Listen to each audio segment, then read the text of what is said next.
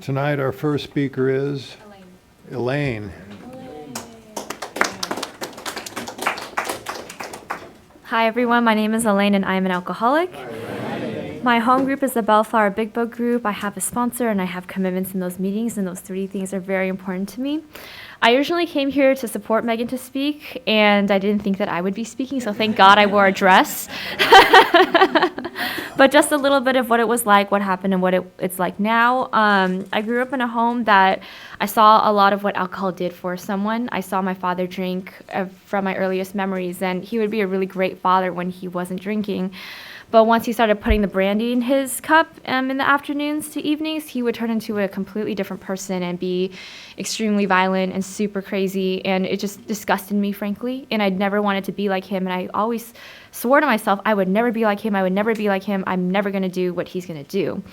And I turned out exactly like him. But what happened was, even though all those things were going on in a very turbulent home, I never, it wasn't the reason why I was drinking, but I definitely kept that as a reason in my back pocket to say, if you lived through the life I lived through, you'd understand the way I drank. And my first ever real drink was when I was around 11 or 12. And it was at a holiday party, and someone brought in like a box of chocolates in the shape of Hennessy bottles from Costco. And I was just a dumb kid, and I thought, oh, this is some chocolate, I'm gonna eat it. And when I took a bite into it, like there was the brown shot of Hennessy inside, and I thought to myself, oh, I'm gonna down this right now. And because I was curious and I wanted to feel like an adult, really. I was chasing that feeling of wanting to be cool. I really wanted to be cool. And once I hit that shot, honestly, I didn't really feel anything, but I just felt, oh, I'm the man now, I'm going to do more. And by shot 2 or 3, I felt that feeling, that physical feeling of the lights literally started softening up and becoming all popping in my head. My skin started tingling, and that feeling of I've never ever exhaled fully. It just came out all of a sudden. And when I took that second shot, all the air just collapsed out of my lungs, and I felt fine for the first time in my life. And I love the feeling. And it talks about in our big book that, we have an allergy. And for me, I can't stop once I start drinking. And I had to keep chasing that feeling because it was never enough. It was just never enough, no matter how much I drank. And by 5 or 6, I had that feeling of, oh my God, my brain started turning off. I didn't think about everything that was going bad. I didn't think about all the bad things that was going to happen. And all of a sudden, I just felt okay. Nothing in my brain, everything just went quiet in my brain. And it was always chattering, still to this day. And I thought, oh my God, this feels fine. I'm fine. Everything's fine. And then I drank more until shots 7 or 8, and then I passed it on my family's couch. And that's kind of what my drinking looked like for the next couple of years until I got sober. It wasn't hard to get alcohol. My father had it hidden all over the home. And I frankly just, was the kind of person that couldn't live without it after that point. And for me, it felt like the consequences started hitting immediately at 11 or 12. Things like going to court happened. I crashed a car under the influence. I got kicked out of my parents' house. I got kicked out of my aunt's house. I got onto a 5150, and in the psych ward was the first time ever that I met Alcoholics Anonymous. You guys brought a panel in there. And honestly, I didn't hear anything you guys said except for, if there's a place for you to stop drinking, you can come to Alcoholics Anonymous. That's the only thing I heard, because it frankly just wasn't my time yet. I wasn't ready to stop. I wasn't desperate enough. I didn't go through enough that made me feel demoralized enough and desperate enough to want the solution. Well, I couldn't, fast forward, I couldn't even finish high school properly because I was just the kind of person who was so maladjusted to life that I had to go to a continuation school to finish my high school years because I was just so addicted to the feeling of feeling different, and it just was drinking all the time for me. I thought that the Bay Area up north was the problem, so I moved down here thinking that things would change. But all it ended up doing was the consequences got even more bad because my parents weren't there to bail me out of whatever cop car I was in that week. And by the time I got here, I had a crappy part-time job, and at that job, I spent 70 to 80% of my paycheck buying Jose Cuervo and Patron because I love drinking tequila. And I drank, came to work hungover, and people would always give me attitude about how I looked because I had mascara dripping off my face all the time.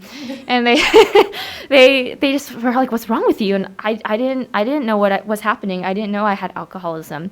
But I lost that job because of the COVID pandemic, and all of a sudden I had no money, and I started using the unemployment checks that the California gives you, and I used all the money to buy just bottles of tequila and White Claw, and I just kept drinking. I was just at home all day, and I got to a point where I was on my floor drinking because I sold my mattress for drugs, and sometimes drinking in the closet with the door closed, because I thought that if you could see me drinking from like the window outside, you would see like an animal and not a person, because I know I wasn't drinking normally. I just couldn't stop at that point. And once the unemployment money started running out, they don't pay you forever. I started doing demoralizing things women will do to get their hands on a free bottle of alcohol, and that's what my life looked like for the next 8 months. And the more demoralizing these things became, the more I really wanted to just forget about living. And I kept drinking more and more because of it. And I just didn't know what was happening. But what ended up happening is my sobriety date is October 24th, 2020. I forgot to mention that, sorry. But on October 20th, 4 days before my sobriety date, I was at a Costco, and I started shaking in the middle of the Costco, and I didn't understand that I was withdrawing. And I looked at the him that was going to buy me a bottle of vodka. And I looked at him and I said, oh my God, I didn't drink any beer this morning. We got to go back, And he drove me back to where I was living. I had like this half open can of White Claw from the night before, and I downed it as fast as I could. And I must have drank more because I blacked out for the next 4 days. And in those in that 4 day period, I only remembered one thing. And I came to, the thing that happened was I came to in the middle of that 4 day blackout, and I was in a situation that women will find themselves in when they drink like me. And I was terrified. It was the first time I ever came to while it was happening. And there was two things that ran through my head. The first thing was that the alcohol stopped working because I could think about I could have sober thoughts again. And my heart was so broken because I realized it didn't hold up its end of the bargain anymore. I could hear myself, and it was terrifying. And the thing that I heard was, Elaine, this keeps happening to you over and over and over again. Why won't it stop? Am I the problem? And for the first time in my life, I realized that maybe I was the problem. It wasn't the world. I was making these choices to make my life come to where it was. And I immediately went back into that blackout, came to on the floor again because I still had no mattress, and there was bottles of tequila everywhere around me, and I sat there and I thought to myself, I'm a loser. I don't know what to do. I'm a loser. And God intervened because my sobriety sister Anne talks about this, where in her story she says that there's a cosmic window where we have a chance to get sober, and it's our choice whether or not to walk through it. And for me, it was just my time. Because I've always been on touch with a psychiatrist because I thought the medication would help me, not knowing that I just had alcoholism. And I was very drunk on a phone call 2 weeks prior, and he said, maybe you should check into our Kaiser rehab program. And I said, I don't need it. I was super drunk, and I hung up. But thank God they didn't listen to me, because a nurse called me a couple hours right after I came to for the very last time, and I was ready. I was so desperate, so broken, and I didn't know what to do, and I was just ready to get into the solution. I started coming to meetings on Zoom, and I ended up coming to Bellflower Big Book because I didn't know, but I lived 7 minutes away from that meeting at the time.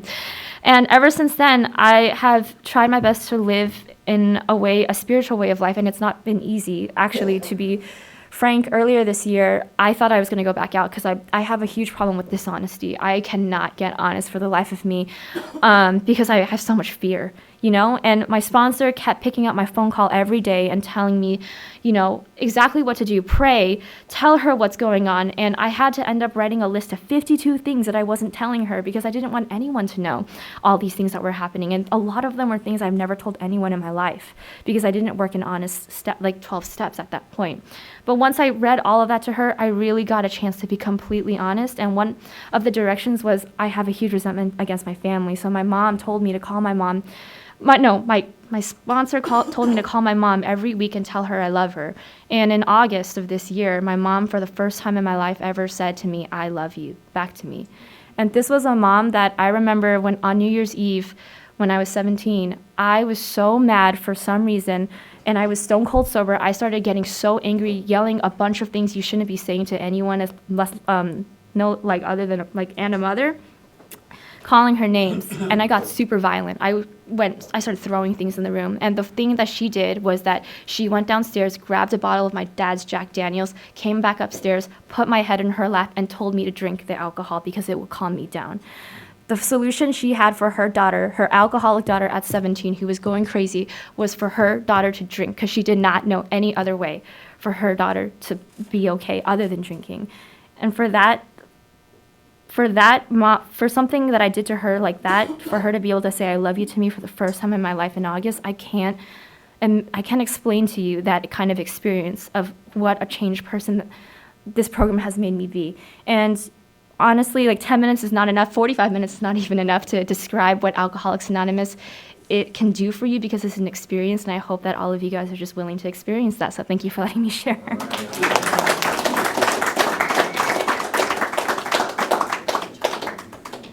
Our main speaker from Bellflower, Megan.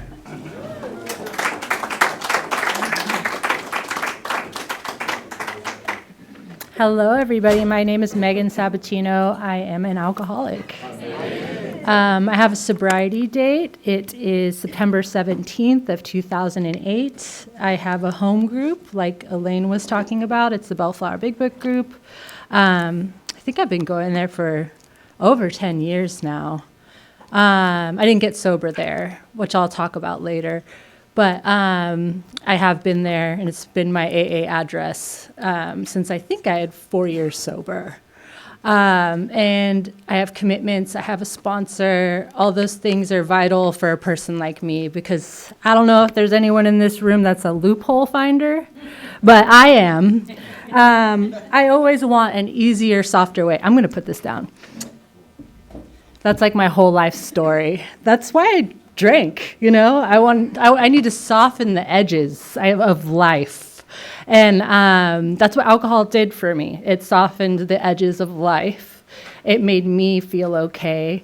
It made me feel like everything with you was okay, you know. And even if it wasn't, I didn't care, you know, not as much. And I owe a debt to Alcoholics Anonymous I can never repay. What Elaine was saying is 100% true. AA is something that has to be experienced. You know, for me, I came to believe in Alcoholics Anonymous and this power that is in AA. But I didn't, before that, you guys told me, you know, you told me about your experiences. The book, you know, I read that. I believed in what it said. But, or I had faith that it would work, you know, but I didn't have the actual experience until I took those steps. And they worked despite me, because I am a wreck. You know, when I first came to AA, I was a wreck. My life looks a lot different today, and I have a lot better tools to look like and function like a normal person. But when I first came to Alcoholics Anonymous, you know, I was a wreck, and these steps, this program worked despite myself, as long as I was willing to take actions that I did not believe in, that I didn't think were going to work. But like I said, I came to believe, and now, you know, I can't imagine my life without Alcoholics Anonymous. I grew up in a very big family, very big. Like, I have like 100 extended family members, like lots of cousins, aunts, all that. Despite the way that I look, half Mexican, half Italian. My family really likes to drink. And on both sides, it's riddled with hard drinkers, right? So like we had huge parties, like really big parties, lots of food, music, you know, all that stuff. It was super chaotic, and I loved it.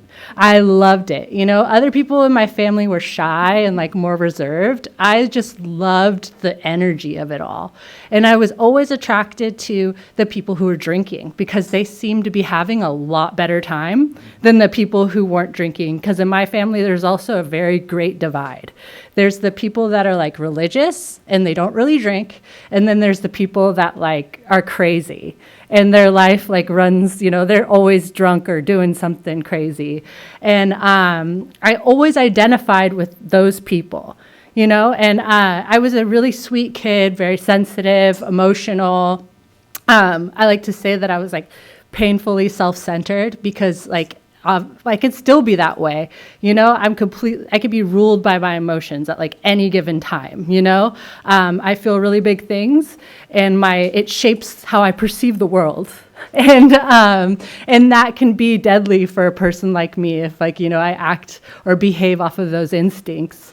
And AA has given me a design for living, a solution that works, you know. Alcohol really, I believe, kept me alive until I came to Alcoholics Anonymous. You know, it gave me a solution because I am very much maladjusted to life. And I don't remember my first drink. I know it was when my dad was still alive because I used to ask him to order margaritas with sugar on the rim because I liked the way that it tasted. But I don't remember drinking enough to have like that effect produced by alcohol. Like I would just take like little sips or whatever off of it. And when I was 8 years old, he passed away very suddenly from a cocaine overdose. And it was very hard for my family, like really hard for me because I was super close to my dad and I put him on a pedestal. But it was also like really difficult for my mom wouldn't talk. She still doesn't really talk about it. She's a very emotional person, but she's very avoidant. So like I grew up in a house where like if you don't talk, we just pretend like things aren't happening, you know? And I'm a super sensitive person that like cannot pretend like things aren't happening. You know, like I said, I'm completely ruled by my emotions to the extent where I don't care about other people's well-being, you know, like I will burden them with them. And I was very young. So obviously like I was a child, but, you know, that didn't go away. If anything, like, you know, my desire, my selfishness, self-centeredness, self-seeking, it's gotten more difficult with age. And, you know, like I said, I have tools now that help me not to behave that way, but sometimes I still have those thoughts, you know? And I was a good student. When I go, like in high school, I was also one of those kids that always had like behavioral problems, you know? So like even at a young age, I was like seeing like therapists and counselors and stuff like that. But I had good grades in high school. I was an athlete. I swam on the swim team. And something happened. Let me backtrack a little bit. The first time I got drunk, I was in middle school. And I was just with a bunch of friends. We got into their parents' liquor cabinet. I drank more than everybody else. I said some things I shouldn't have said. And like, you know, I behaved in ways I shouldn't have behaved. And I embarrassed myself. And people were talking about it at school the next day. But that was the first time I felt the effect produced by alcohol. And I didn't realize that I had been walking around like, you know, with my fist in like clenched, with my jaw, like grinding my teeth, you know? And you hear people talk about this a lot, the spring in your stomach, you know, like that just constant, that tension, you know, like of life. And what alcohol did for me is, you know, it loosened all of that up. And I could just finally be with people, you know, and I didn't care so much about things. Like I said, it just softened the edges for me. And that feeling slowly became paramount to all other things. And it wasn't an overnight matter, you know, like I didn't, right from the get-go, become a daily drinker. That happened gradually, progressively, as like, you know, this illness progresses. I didn't even see it coming, you know. And when I got into high school, like I said, I was pretty normal appearing, but still like, you know, just like so uncomfortable. And at some point, something happened to me where it was like a switch just like flipped. And my life slowly began to revolve more and more around drinking. Like at first, like it was mostly social. Like, you know, I would drink with people on the weekends. I would go to parties, you know, we would all get messed up. We like thought we were super cool. You know, I always prided myself because I could drink more than other people and like intake like quantities where other people would be like passed out. And I was a blackout drinker, but you know, like I just thought I was super cool. And at that time, like it was cool to be like kind of artsy and like into edgy music and like whatever, you know. So me and my friends just thought we were so awesome. And everyone I hung out with drank like me. And, you know, we just got into trouble and we experimented with like all sorts of things, and we would go to shows and like, you know, one of my friends would like pass out and we'd just put them in the car, or I would pass out, you know, and they'd put me in the car. And like you know, it wasn't uncommon. And I'm the kind of person too that like, I have a very weak stomach. So like I'm a puker. I don't know if there's any other pukers in this room, but like I became like an expert at puking. Like I would just be like, let's keep going, you know, like, and like at one point I remember like I wasn't really eating because that's what happens. And like, this is when like at this point, like I'm getting kicked out of, school because I don't go anymore, you know, like you can't really continue to go to school if you don't actually go, which they explained to me when they pulled me into the office. And I was relieved because I was like, now I get to go to school 1 day a week, you know, at independent study. But I couldn't do that. And that was derailed by, I went to the psych ward. I got 5150'd because by this point, I'm a daily drinker. I'm drinking in my room when I wake up in the morning. I, you know, will continue to drink for the rest of the day. And I woke up that morning. I did my normal routine. I love vodka. So I drank some vodka. My little brother's actually bringing this up the other day because he is 34 and I am 36. And he was like, one time you gave me a sip of your drink and it was like lemonade and vodka. And I was like, yeah, that's what I used to drink. I love lemonade and vodka. And I don't know why, it was just like my thing. And yeah, so that's what I drank that morning. And I had some beers, and I was supposed to go to independent study that day. And by this point, things are really not good at home. I am one of 6 kids. I'm like the second oldest. And my parents are just dealing with me being crazy, you know, like I won't listen. I don't come home. I disappear for like days at a time. I'm never sober. Sorry for the Al-Anons present. I don't know if you have alcoholic kids, but it's gnarly. And, you know, I'm a wreck, and I'm dragging my family through this, you know, like my siblings, my mom, my stepdad, because my mom got remarried. And everyone's having to try to, it's a family illness, you know, like deal with my drinking. And I'm in a fight with my mom this day. We had some words, which were not, it wasn't abnormal. But I said some things I shouldn't have said, and I did some things I shouldn't have did. And when you say those things and you do those things, they put you in the psych ward, which I did not know at the time. But, you know, so they take me to the hospital. I'm wasted, like totally wasted. They put me on an IV. I pass out. I wake up totally alone. And then they like put me in the ambulance and take me to College Hospital in Costa Mesa. And that was the first time. I remember being like relieved because by this point I had seen therapists. Like I said, I've been seeing therapists. I had been on medication for depression and like anxiety and like all this stuff.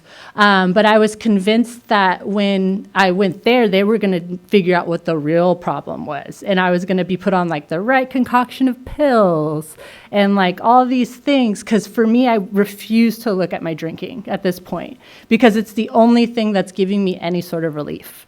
And I would defend that, you know, like the book talks about, like sometimes I would like be honest and be like, I don't really know why I keep doing these things or why I'm living this way.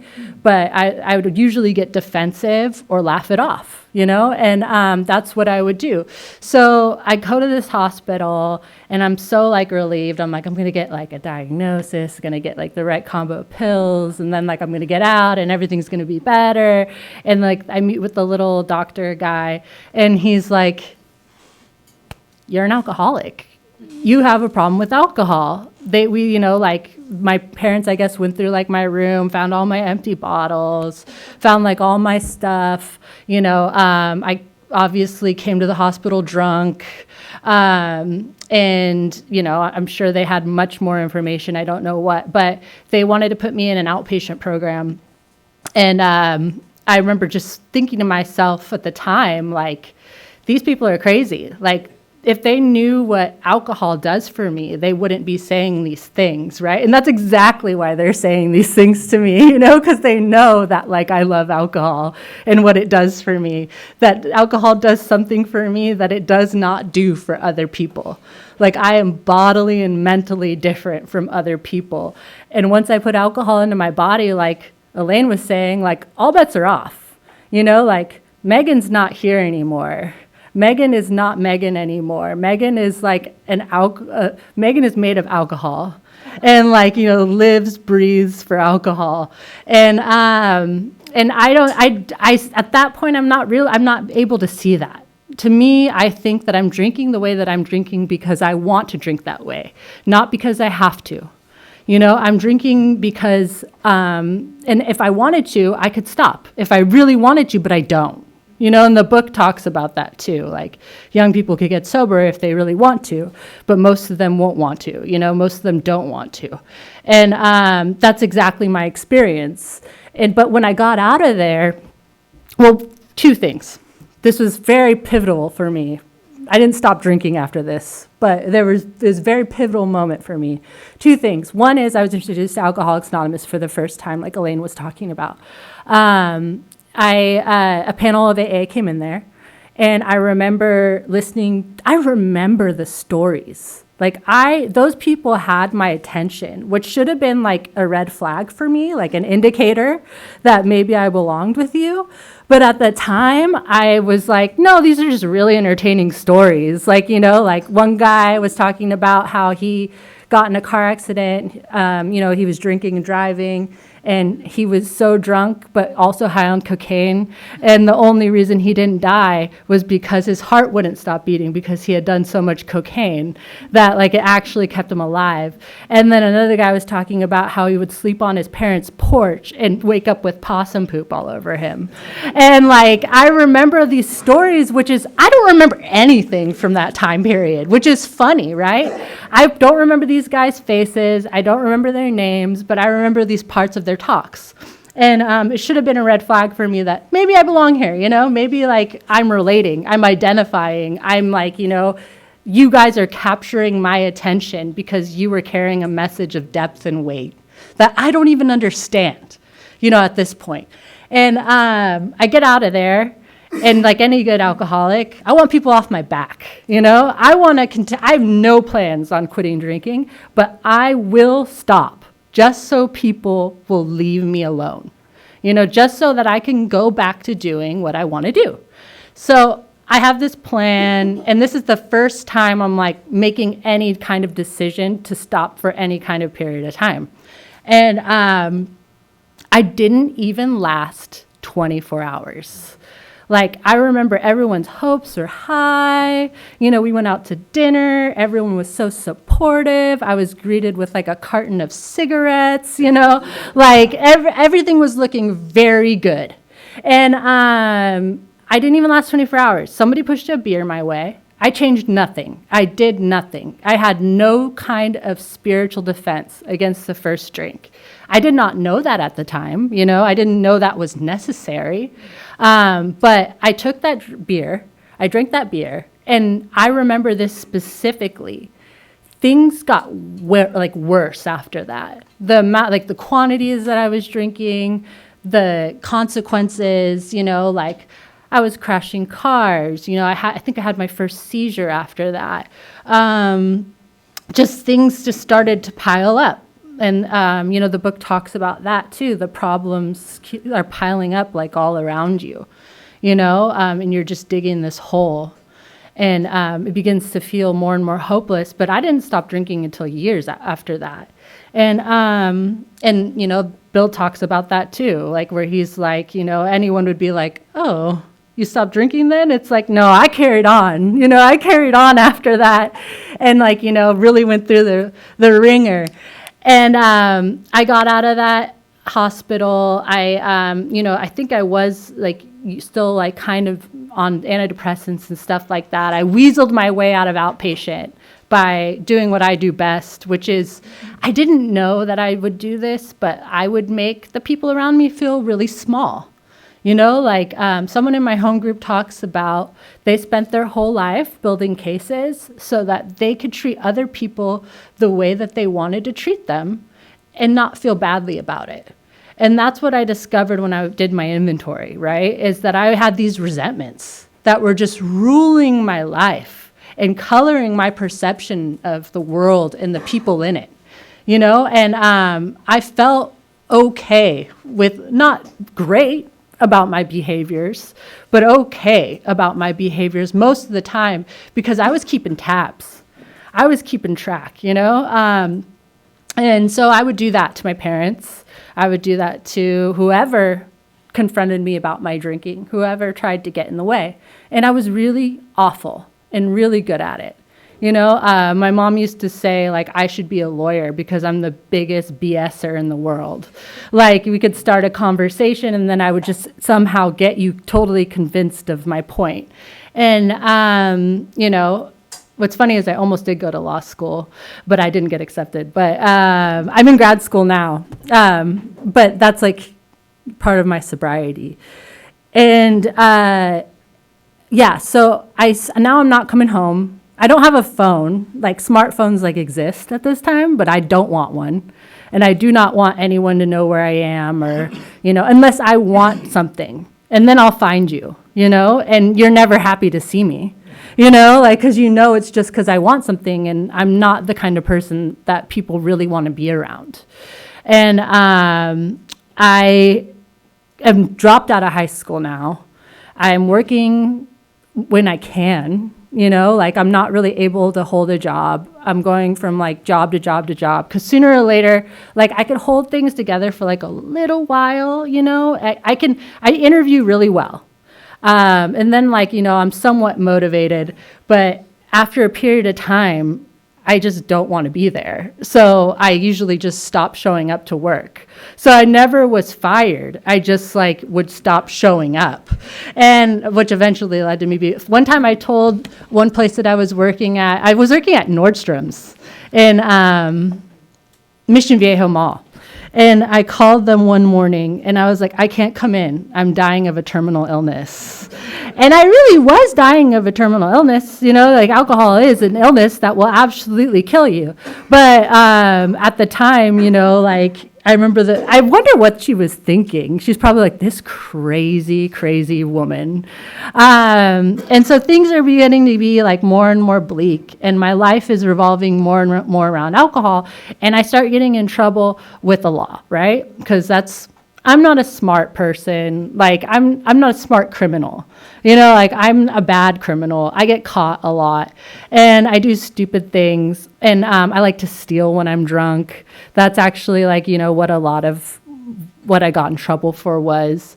I drink in public spaces and people don't like that, I got put in the back of a cop car once because I was drinking at a public pool. I got put in the back of a cop car once because I was drinking at a park, and I remember, and I was not just a little drinking. I was the drunk person making a scene, and they were children and stuff. So everyone had the right to not want me there. And at the time I was like, these people suck, whoever's calling the cops, they suck and they don't want me to have a good time. And, so I'm starting to get in trouble. And fast forward, one of the worst times was I was at the park drinking, and I'm at the point in my drinking where I'm physically not well, I'm already starting to throw up bile on the regular. It's just bad. And I'm physically not well. We're drinking Bacardi 151. I love how we always remember it was Bacardi 151. They don't make it anymore. And it's really sad. Yeah. It's really sad. My heart will always go out to Bacardi 151. And so I'm drinking Bacardi 151 in the park. The cops come. All the other people I'm with are like, let's go. And they start running. And I'm like, I don't care anymore. I'm like, I just don't care. Like, I'll take the diversion class, whatever. I don't have it in me anymore. And they were just like, all right, bye. And the cops called. They didn't actually, no, I got a pot ticket. And they called my mom, and I'm an adult at this point. But they called my mom, and my sister was living with us at the time, my older sister. And I just remember them both coming to pick me up from the park at like 10 at night. And they were just like looking at me like, what are you doing with your life? Like, why is this a reality for you? Like, what are you thinking, And I've seen that look several times. I drag my mom through the mud. Like, I totally stomped all over her heart. And she still talks about it, she'll talk. At Thanksgiving, she was talking about how, like, one time she, like, pulled me into the laundry room and, like, was trying to, like, talk sense into me. But, like I said, I just wasn't there, Like, something happens to me when I put alcohol into my body, and I'm not reasonable, I'm not sensible. I'm living to drink, and you can't really explain that to somebody.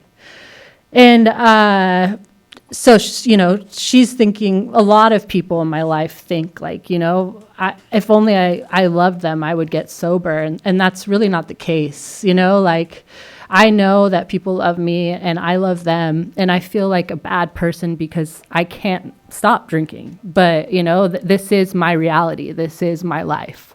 And Thanksgiving 2007, I'm going to speed up. There's a lot of stuff that happened in between this thing and this thing, but I'm going to speed up for the sake of time. I got arrested, and this is after, like, for the first time, I came off like a really bad, like, I was living in a hotel with my boyfriend. I was drinking every day. By this point, I'm starting to do other things, like I'm starting to do drugs too. And my body, like, everything it's just bleak. It's looking really bleak. So, and I'm tired. I'm really tired. And I finally agreed to go move. My mom wants me to do a geographic. Like, everybody's been trying to get me to do a geographic for years, to go live with my dad's mom, who is a psychologist. And that's what they used to do. They just would send people. My grandfather and grandmother were both psychologists, so they would just send one of us to go live with them, like, like reformative, like, whatever. But I think I always knew that I was awful, and that I would she would hate me, like, at the end of it. Because I was just nothing would change. I was gonna go there. I'd probably find the same types of people, and I would have no problem finding alcohol, and just continue to do the same things there as I was doing here. And I would tell my mom that too. Like, I'd like reason with her. I'd be like, this is what's gonna happen. But by this point, I'm so tired that I'm like, I'll give it a shot. I'll give it a shot. I'll go. I'll just give it a try. And we buy a plane ticket, it's Thanksgiving. So, like, we went and fed, like, my dad used to feed, like, houseless people. He would make, like, turkey sandwiches, and we would go and do that. So we went and we did that as a family. Like, my family was like, we're going to be a family again. We're going to do this stuff, And, like, again, I build up everyone's hopes. I did something stupid. I stole some stuff. And with my ex-boyfriend that I had been living in the hotel room with. Actually, technically, he stole it. I did something that is called receiving stolen property that I didn't know was a thing, but it is a thing.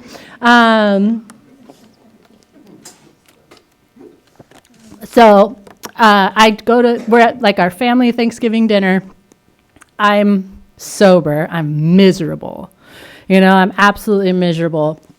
That misery that everyone in this room knows when you're like, you're detoxed, you're sober, but, like, life is awful. It's unbearable. You know, and I think that's a huge part of being an alcoholic that a lot of people don't emphasize enough. Just because you get physically sober doesn't mean everything's great. You know, you get physically sober and things are worse. You know, like they're worse without some kind of solution, without some kind of design for living that works. And I'm just physically sober with nothing. You know, not knowing how to be around people, not knowing how to like, you know, do anything. And then I get this news. My boyfriend calls me and he's like, you got to turn yourself into the police because here I got caught and they're going to come get you. And I was like, no. And I hung up the phone and I thought about it and I was like, I should probably tell somebody about this. And of course I told my mom.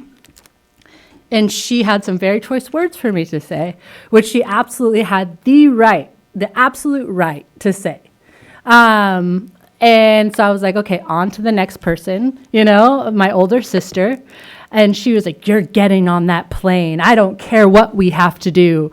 And, right, so now like this family Thanksgiving becomes once again about Megan's problems, Megan's drinking, Megan's behavior, you know, taking care of Megan. And long story short, my mom finally like agrees to drive me to the police station. It's the Laguna Beach Police Station. And I remember we were like driving there and I'm looking at her and my mom cried the entire way there. The entire way. And I'm looking at her and it's a little bit like I was telling you. And I'm like chain smoking cigarettes, you know. I'm just like, I don't know when the next time I'm going to be able to smoke a cigarette is. And, you know, I'm preparing myself mentally for this ordeal. And I'm looking at her and I'm thinking to myself exactly what I said a little bit ago, which is like, you know, I love my mom so much. Like I love her so much. And I just keep doing this to her again and again and again and again. And she loves me. And I know she loves me. And it doesn't matter. Like I can't get sober for her. You know, I cannot stop doing these things. And I felt like a monster. Like I felt like that moment that I feel like a lot of us have felt at some point where you're just like, it hurts, you know? And again, I'm sober. Like I don't have alcohol in my body, so I'm really feeling it. You know, I'm really feeling it. And I get dropped off at the police station and I, you know, got released on my own recognizance. And because they were blaming my boyfriend for everything. And they were like, you just got caught up in a bad mess or whatever. That's what they were telling me at the jail. But then later, that things were different during the trial. Yeah, so I got released and I just went back to drinking. And I was out from November. I didn't go into detox until May.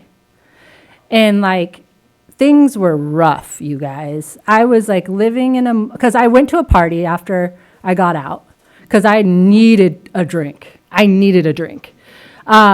have no tools, no skills, nothing. You know, I need to drink.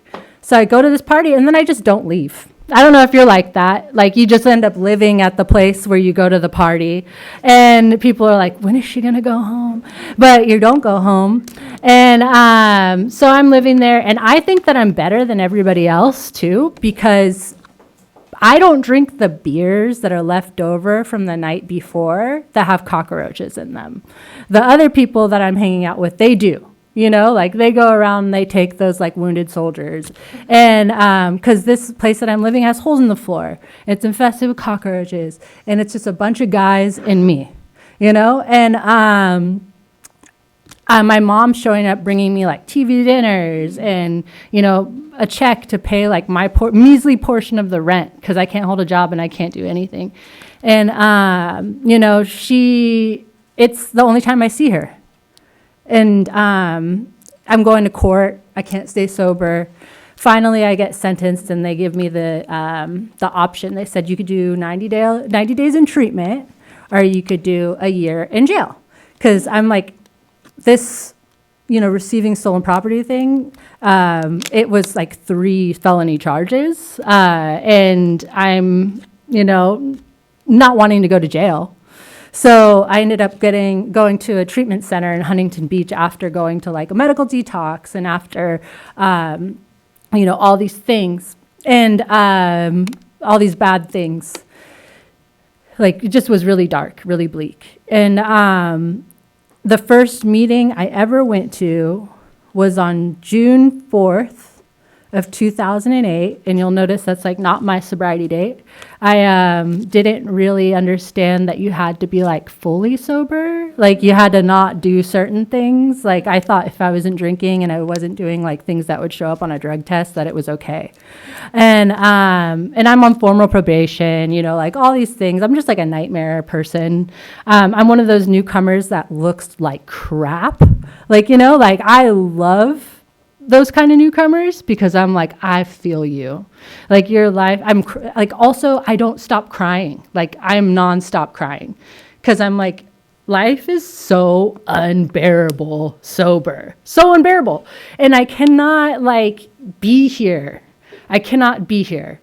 And I'm just in meetings crying, I don't think I stopped crying for like 90 days. I couldn't even remember what people said, what people talked to me about. I just sat in meetings and, I looked at the steps on the wall. Thank you. I knew it was coming up. I looked at the steps on the wall and people would be like, do you have a sponsor? Like, did you get a sponsor? And I would just be like, what's that? I was that kind of newcomer that knew nothing about AA other than the things I was somewhat able to absorb when you were talking in meetings. But my head was so loud, I couldn't really hear much of anything, And I felt like crap. Like, I was riddled with guilt, slave to misery and depression. I had no substantial relationships in my life. I had burnt all of my bridges, And I felt so alone and so awful and hopeless. I couldn't hold a job. I have these felonies. I dropped out of high school. I don't have a bank account. I don't have a driver's license. My life revolved completely around alcohol.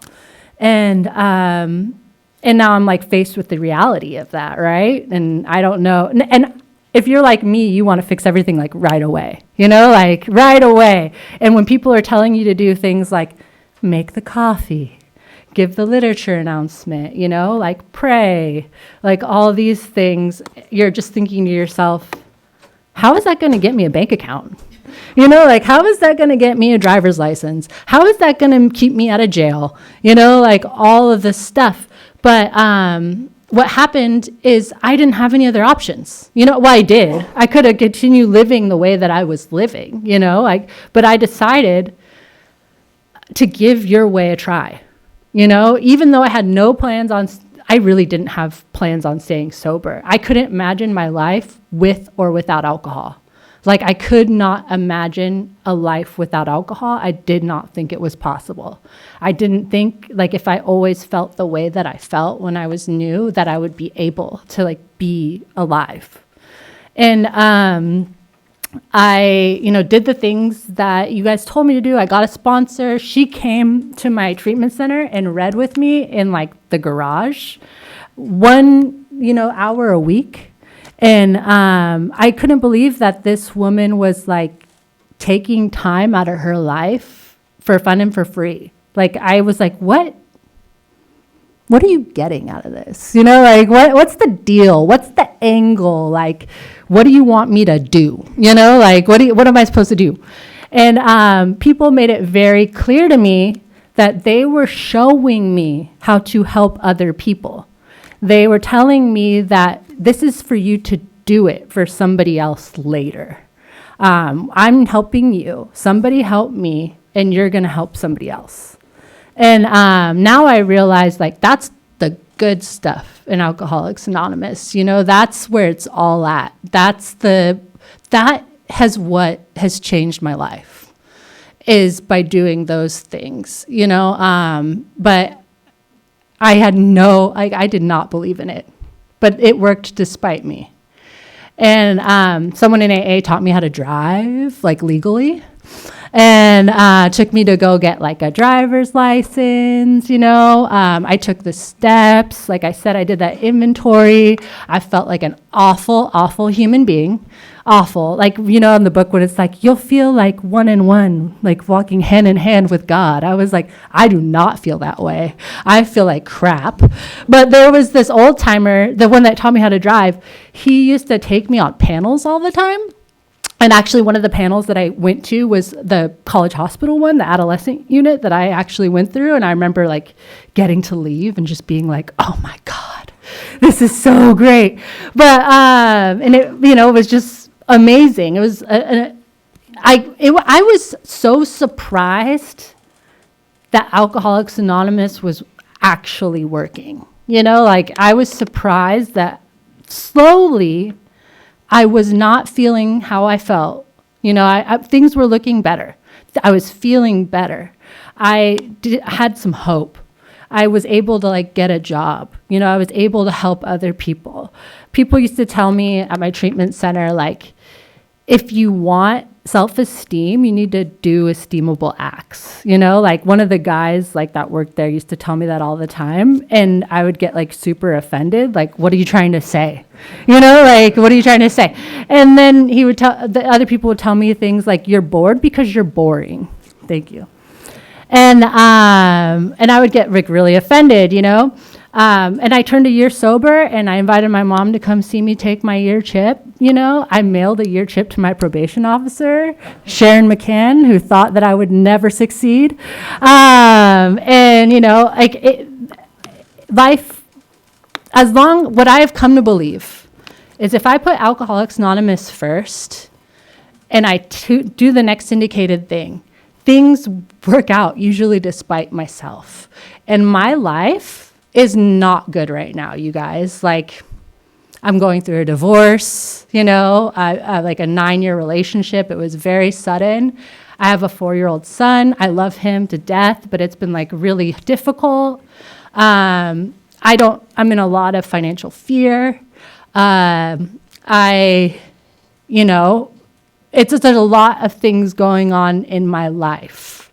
And I find that as long as I put Alcoholics Anonymous first and I stay out of the way, things work out the way that they're supposed to. You know, I spent a lot of time trying to control and manage things to have the result that I wanted. And it always ends up worse that way. You know, I don't know about you, but it always ends up worse. I don't really know what's going on, you know? And I'll say this really quick and I'll end because it was very recent. So it was right after my husband left in May. And it was right after he left, and I call my mom, and I have my son, and I can't stop crying, and I'm devastated.